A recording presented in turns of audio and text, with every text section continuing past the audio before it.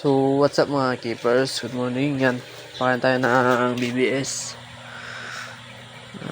Ano pa nga ba? Pakain natin BBS yung mga isda natin. Nag-atch pa tayo. Basta miyan natin dito sa mga fry kasi yan. Mahirap na mabansot. Mga fry natin, no.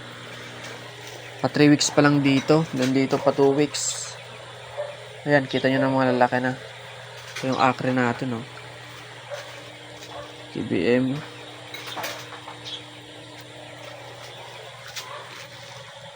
BBS lang tayo mga par. Dito pa. Masigla yung ating mga isda. Ito yung fry. Days pa lang to eh. Wala pa tong weeks. Dito nakalagay. Wala pa. Dito pa 1 week na to.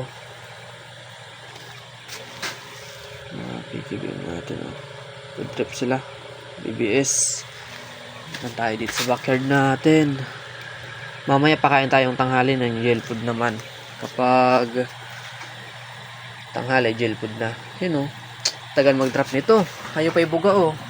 Ito yung paula natin. Hindi pa nadadrop mga bossing. Tagal nga o. Laki natin yan. Tayo na lang natin yun mag-drop.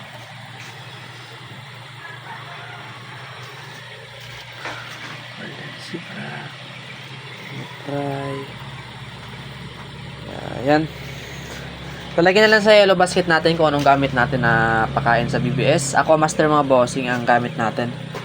Lalagay ko dyan sa comment section and sa yellow basket ang link para kapag mag-order kayo is madali nyo na lang mahanap. Nakita nyo naman yung mga na-hatch oh. Diba? Ayan. Ito natin.